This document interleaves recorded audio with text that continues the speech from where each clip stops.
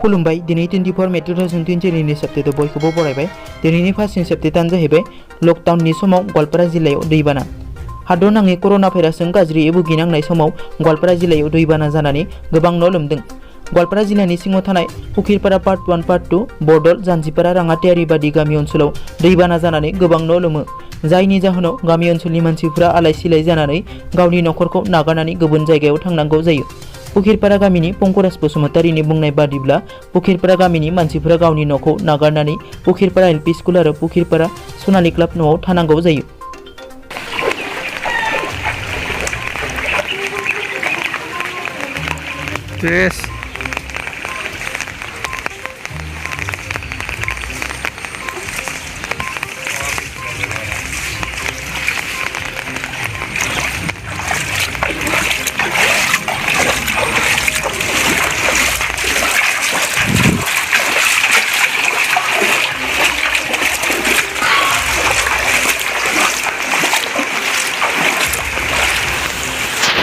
Number 2 दङ Naomi ओसाकाया बयनिख्रुइ बांसिन रां आरजिनो हाग्रा आइजो गेलेगिरि जानानै दङ।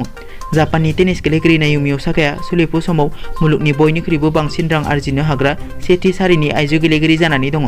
नाओमी ओसाकाया थांनाय बोसोराव 37.4 मिलियन डलार रां आरजिनो हादोंमोन। फर्ब्स मेगाजिननि गोदानै फोसावनाय फारिलाइयाव बेनि बागै मिबथिनो हादों। ओसाकाया थांनाय 4 बोसोरनिफ्रायनो बे फारिलाइनि सेथि सारियाव जायगा आवग्रिबोनो हादों आरो फारिलाइयाव आमेरिकानि सेरेना विलियम्सखौ गाहायाव दोननो हादों। आमेरिकानि सेरेना विलियम्सआ गोदानै फोसावनाय फर्ब्स मेगाजिननि फारिलाइयाव ओसाकानि गाहायाव नैथि सारियावसो थानांदों। थामथियाव रासियानि टेनिस गेलेगिरि मारिया शाराप'भाया 226 कोटी रां आरजिनायजों जायगा आवग्रिनो हादों। नम्बर 3 दङ आमेरिकाया चाइनाजों लोगोसे गोसो दावहा फोसावदों। आमेरिका आरो चाइनानि गेजेराव बेफार फालांगिखौ लानानै सोमजिनाय इना-इनि जोबथारनायाव गोसो दावहा सहिबाय।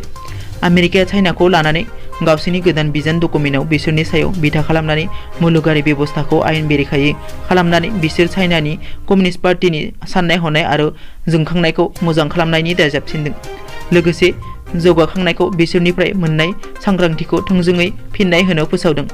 मख'नो गोनांदि United States strategic approach to the People's Republic of चाइनानिफ्राय आमेरिकानि बिजन डकुमेन्टखौ व्हाइट हाउसआ फोसावदों।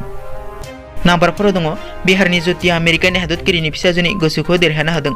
बिहारनि दरभंगा जिल्लानि 8थि थाखोनि फरायसा ज्योतिनि हाबाफारि मावनाय आरो सहजनि सावरायनाया आमेरिकासिम सौहैदों।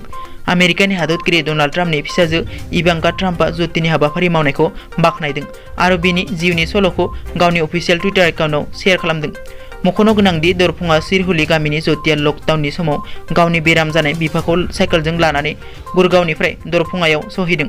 बियो 1200 किल'मिटारनि लामाखौ साइकेलजों दावबायनानै फुरा खालामदों।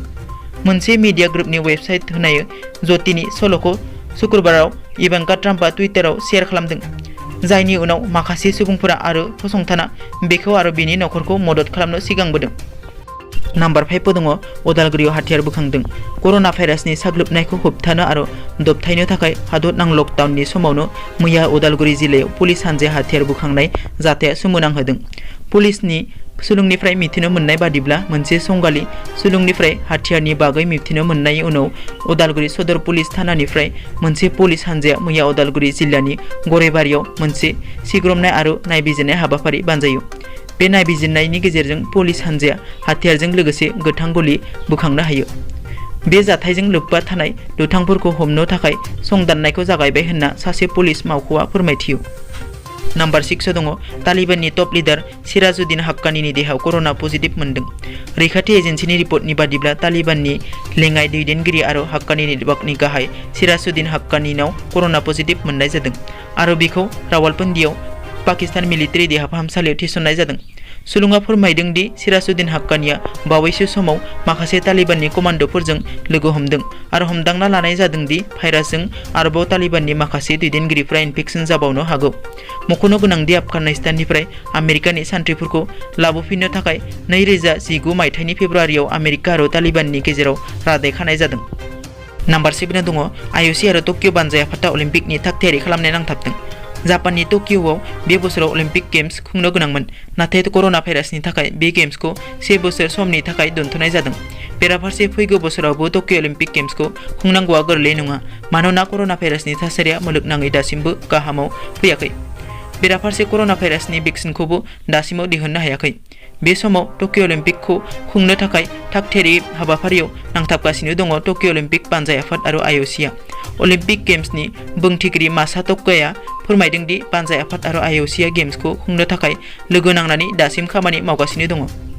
दिनैनि निउस आपडेटआ एसेनोसै। नोंथांमोना जुदि आंनि चेनेलखौ दासिमबो साबस्क्राइब खालामाखै, अन्नानै साबस्क्राइब खालाम। गोजोन्थों।